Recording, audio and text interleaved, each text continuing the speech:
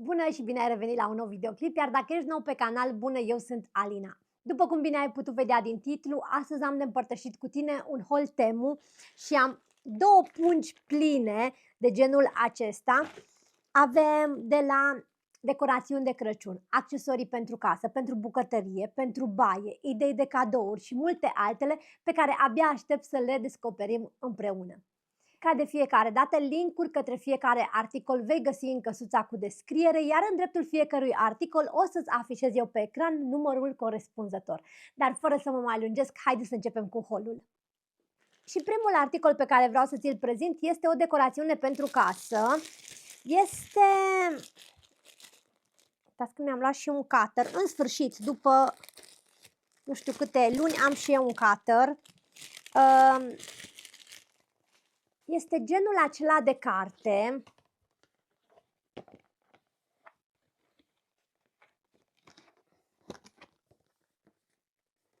Ce frumoasă! Este genul acela de carte pe care o poți folosi ca și decor.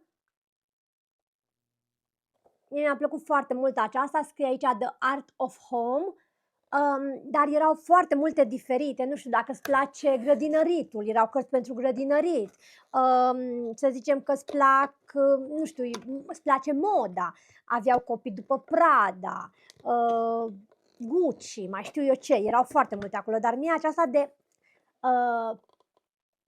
home interior mi-a plăcut super, super mult. Ceva de genul acesta arată. Acum, bineînțeles, trebuie să o aranjez eu un pic mai bine, dar cartonul este destul de tare și, sinceră să fiu, am cumpărat-o pentru haul, pentru că odată ce o să termine Andrei de zugrăvit pe haul și o să pot să pun toate lucrușoarele, m-am gândit că aceasta o să fie o adiție super frumoasă la haul. Ceva de genul acesta arată.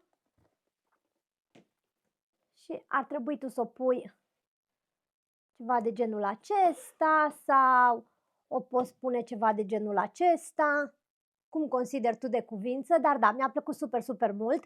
Cum am specificat, prețurile o să fie afișate pe ecran și îmi cer scuze că o să mă tot aplec, dar toate sunt într-o pungă. Poate ar trebui să le scot. Stați să le scot din pungă ca să nu vă foșnesc și apoi revin. Mergem mai departe cu un articol pentru baie. Mi-am cumpărat niște covorașe pentru baie și motivul pentru care le-am cumpărat a fost pentru că aveau niște review-uri foarte, foarte bune. Foarte multă lume scria că absorb apa, sunt confortabile și așa mai departe. Și mi le-am comandat în albastrul acesta închis pentru că baia mea, aceasta este culoarea din baia mea și m-am gândit că o să se potrivească foarte bine.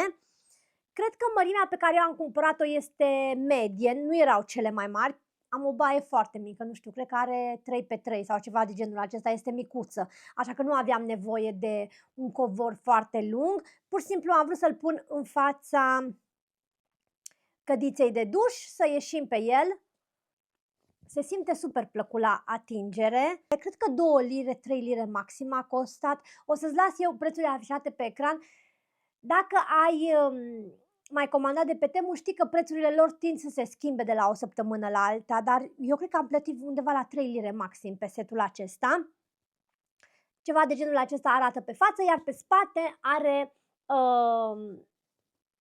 floricelele acestea dintr-un cauciuc ca să nu aluneci. Super frumos, chiar impresionată cu calitatea.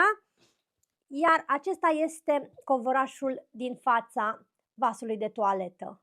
Sper să fie ok, că vasul meu de toaletă este pătrat, dar cred că o să funcționeze foarte bine, că gura aceasta este foarte deschisă. Da, super, super drăguț, mi-a plăcut mult, chiar super încântată cu covorașul acesta. Sper să și absoarbă așa cum spuneau. Mergem mai departe cu un articol pe care am vrut să zic că l-am comandat eu săptămâna trecută. Am comandat ceva foarte similar pe care ți l-am prezentat în videoclipul de săptămâna trecută, haul Shein. O să ți las aici. În haulul acela mi-am comandat eu o ghirlandă de care sunt mai mult decât încântată. Calitatea este foarte bună. Când am pus comenzile, o comandă pe Shein și o comandă pe Temu. Și am zis că sper să fie măcar una dintre acestea să fie ok. Aceasta nu este o ghirlandă, dar sunt niște crenguțe de brad pe care mă gândeam să le pun într-o vază. Acum...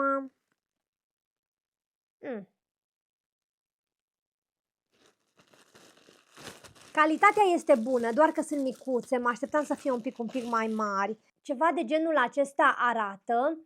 Eu cred că mi-am comandat 24, dar puteai să-ți comanzi 6, 12, 24 și așa mai departe. Dar sunt super realistice. La fel, materialul este același material foarte pliabil, pe care poți tu să-l modelezi după bunul tău plac. Ia uitați că sunt de frumoase. Mă gândeam fie să facem câteva DIY-uri cu ele, că am comandat destul de multe, fie să decorăm casa, poate câteva și în bucătărie, nu știu, o să vedem. Cu siguranță o să le găsim noi o întrebuințare, dar ca și calitate, poate nu chiar de aceeași calitate ca și ghirlanda de pe Shein, nu știu. Am fost extra mega impresionată de ghirlanda aceea, chiar o recomand din tot sufletul, dar și acestea sunt o achiziție super faină.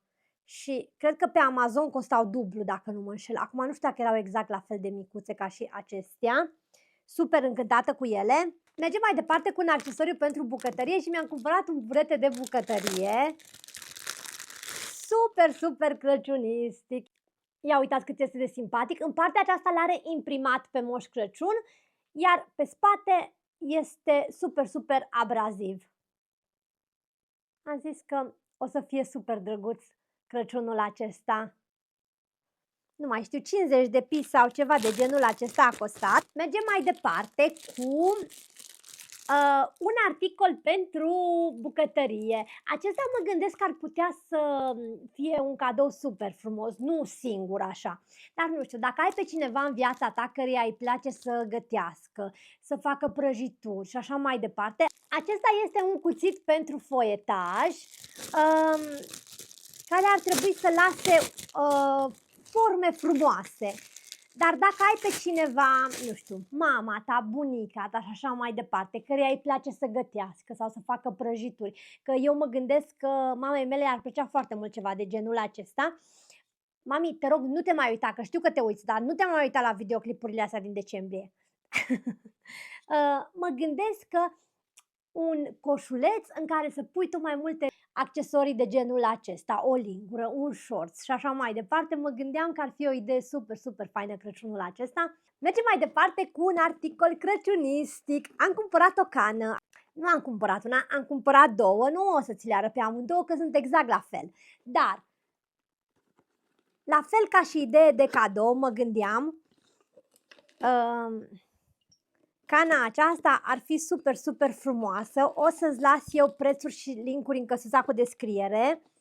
Ceva de genul acesta arată. Este din ceramică și primești cana, primești o linguriță super frumoasă, un auriu ceva, iar cana are și capac.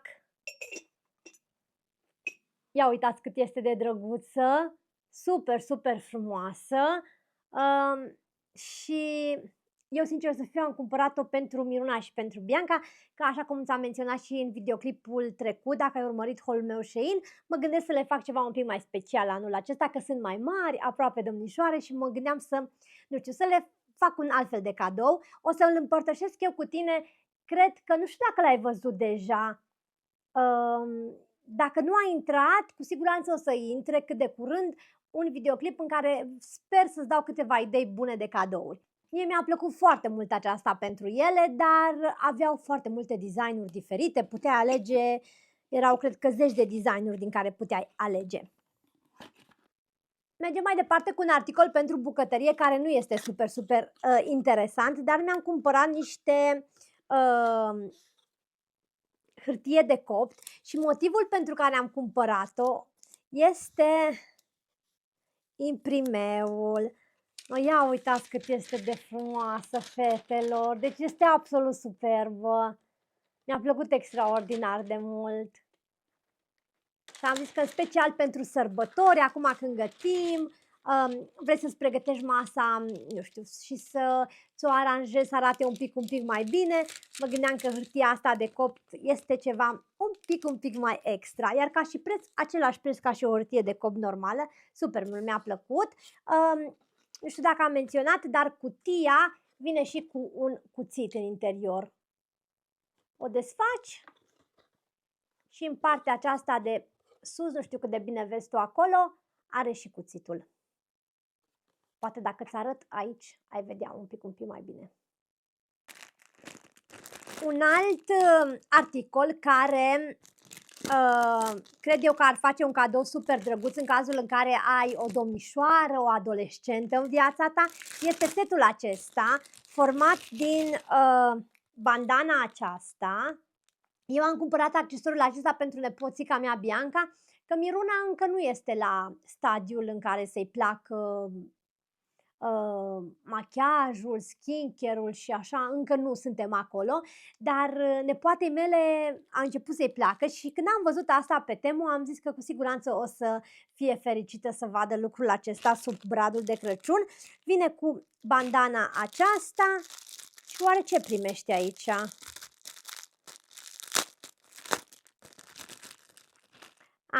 Accesoriul acesta care cred eu că se folosesc la mâini, nu știu sigur, lasă-mi în comentarii că cu machiajul nici eu nu prea mă pricep, dar le-am văzut și erau super populare și m-am gândit că pentru Bianca o să-i placă.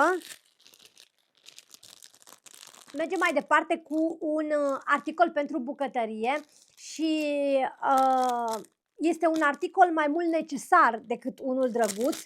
Chiar aveam nevoie de o răzătoare de aceasta de mână, că acum câteva săptămâni mi s-a rupt cea pe care eu o aveam.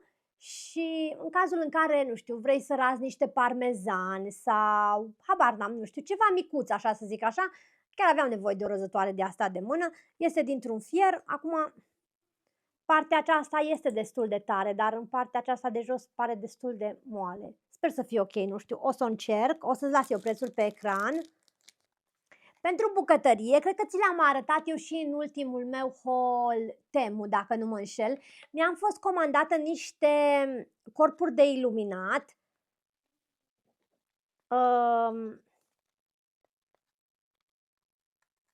Pe care am vrut să le încerc înainte să comand mai multe și sunt super bune. O să ți le arăt eu odată ce organizăm, sau poate tu deja le-ai văzut. Nu știu cum o să intre videoclipurile, poate deja ți le-am arătat în videoclipul în care am organizat bucătăria. În cazul în care videoclipul acela este pe canal, o să ți las eu linkuit aici. Dar mi-am mai comandat încă două. Ceva de genul acesta arată, acum nu știu dacă le pot eu porni. Și pur și simplu le pui ceva de genul acesta la tine în dulap și ar trebui să lumineze. Eu am comandat două și ca și lumină mi-am luat Warm White. Acum sper să-mi fi trimis Warm White, că nu văd să fie ticuit acolo. Nu știu, o să le încercăm și o să vedem exact cum se prezintă. Sper să fie ok.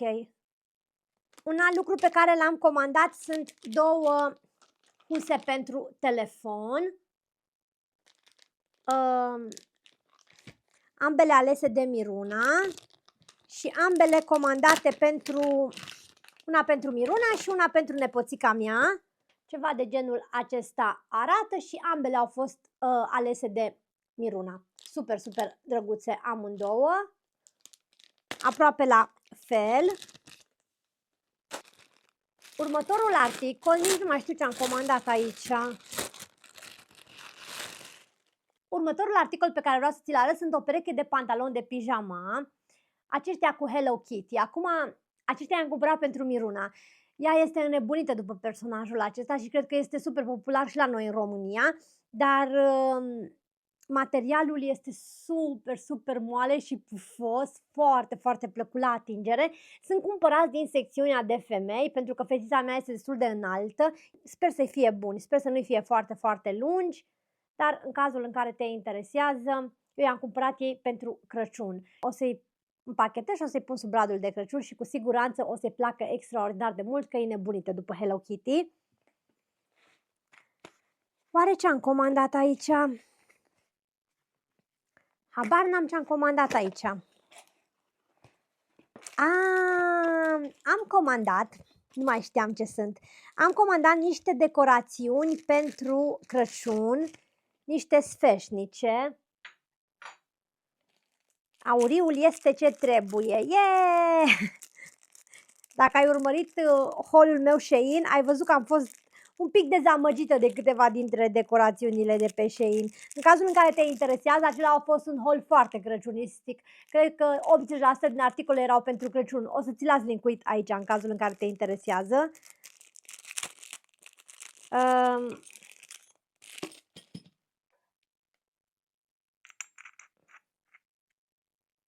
Ceva de genul acesta.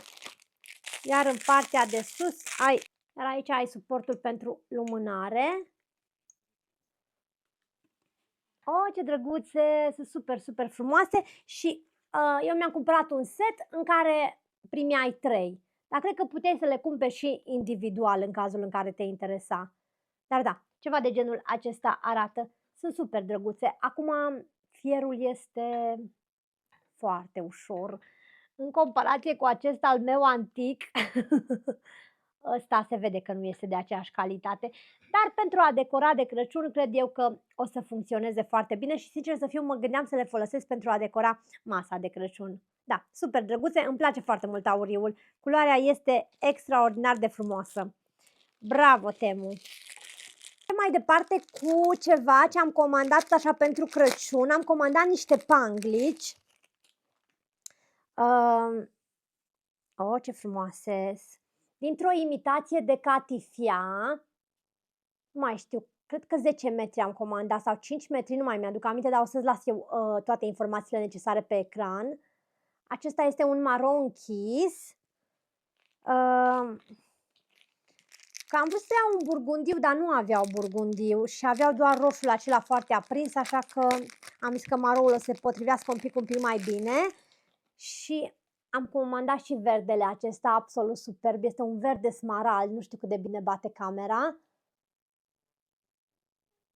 Și tot așa mă gândeam că am putea să facem niște DIY-uri super faine pentru decembrie, folosindu-ne de panglicile acestea. Ia uitați cât de frumoase culorile, sunt superbe. Iar ca și preț să știți că n-au fost scumpe, comparativ cu alte magazine în care ai putea să le găsești la niște prețuri poate de 3 ori mai mari.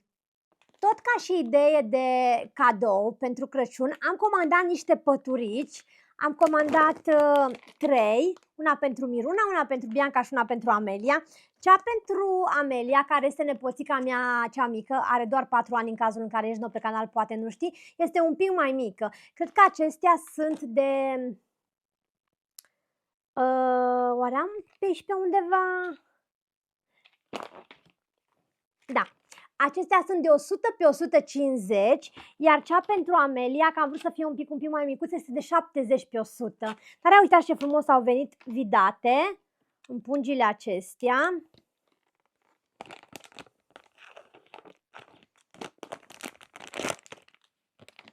O să scoatem doar una.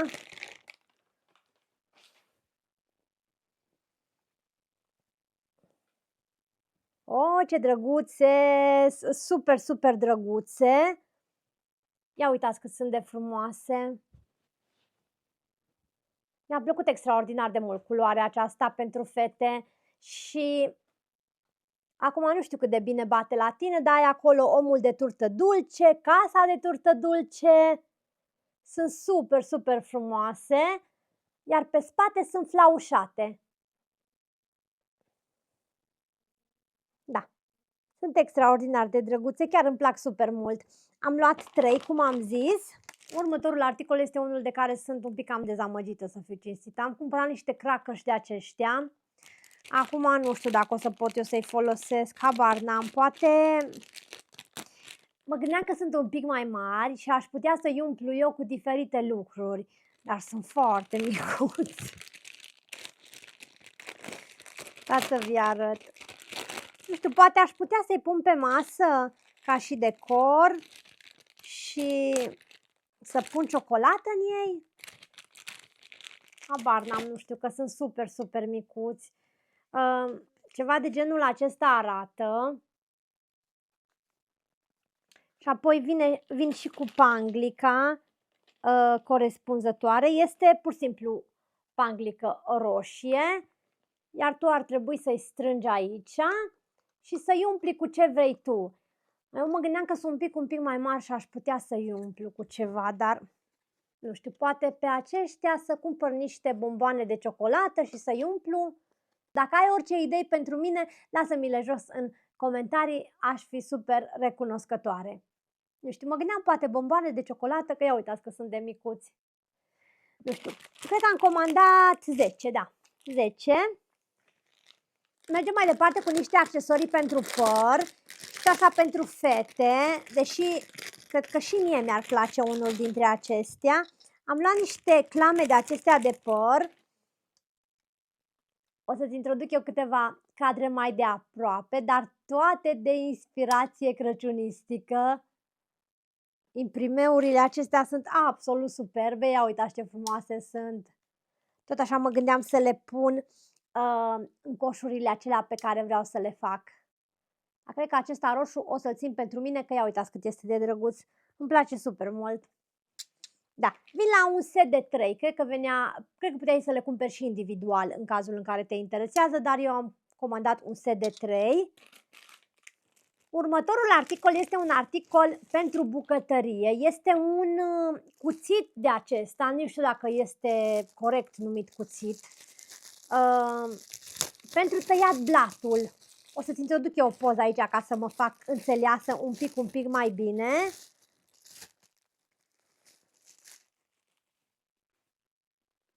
Sigur știi la ce mă refer. Și chiar nu aveam un accesoriu de genul acesta în bucătăria mea și când l-am văzut pe Temu am zis, ia stai să-l încerc eu. Nici n-am mai încercat ceva de genul acesta, că de obicei folosesc un cuțit de acela mare ca să-mi tai blatul. Dar când l-am văzut am zis, ia stai să-l încerc eu. Următorul articol este tot așa un articol pentru bucătărie, un articol pe care eu nu-l aveam și anume un tolcer sau o pâlnie, cred că este mai corect spus, dar noi în Ardeal îl numim tolcer. Este un accesoriu pe care l-ai putea folosi să decantezi diferite lucruri din silicon, se strânge ceva de genul acesta și sincer să fiu l-am comandat pentru a decanta condimentele dintr-un recipient în altul. Mi-am dat seama că nu am ceva de genul acesta, nu mai știu. O să-ți las prețul pe ecran la fel. Și o să închem haul de astăzi cu niște accesorii pe care le-am cumpărat ca și cadouri pentru Crăciun. Și primul este un accesoriu pe care l-am cumpărat pentru Mihai. Este un suport de căști. Arată ceva de genul acesta. Cred că venea în alb și negru, dacă nu mă înșel. Și în cazul în care copilul tău are căști de acelea wireless, m-am gândit că acesta ar fi un accesoriu super drăguț pentru birou. Și nu doar pentru copii, cred că și cineva care folosește căști de genul acela s-ar bucura de un accesoriu de genul acesta. Acesta este primul. Apoi pentru Miruna am cumpărat un suport de telefon, arată ceva de genul acesta. Stai să și-l pună ea la ea în cameră. Oare ce culoare am luat, Doamne? Cred că un roz.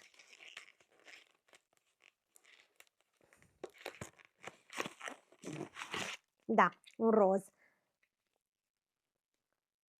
O să-ți introduc eu câteva cadre mai de aproape ca să vezi exact cum arată, dar la fel m-am gândit că o să-i placă super mult. Și cred că acestea sunt niște cadouri super faine, ca și Secret Santa de asemenea. Pentru Mihai, eu sincer să fiu l-am luat ca să le pun în șosetele pentru Crăciun. Pentru Mihai am luat o pereche de șosete. Ia uitați cât sunt de drăguțe, sunt absolut superbe și m-am gândit că am vrut să comand niște lucrușoare și folositoare, dar și niște lucrușoare de acestea mai funny, ca să le pun în șosetele acelea.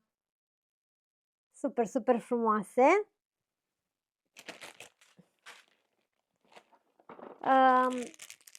Am mai comandat niște accesorii pentru păr. Acestea sunt pentru cea mică noastră, în cazul în care ai copii mici.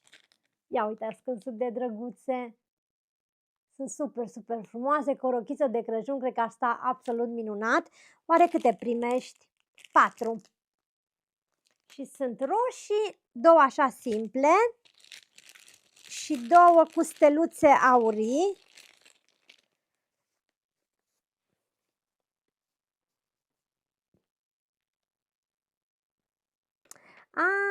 Că nu mai știam ce e asta. Asta e un accesoriu, tot așa o să-ți las eu o poză, că nu cred că o să mă fac bine înțeleasă, dar la fel am cumpărat și pe acesta pentru Mihai, că m-am gândit că o să-i placă super, super mult, dar nu știu exact cum să le explic, așa că o să-ți las eu o poză aici.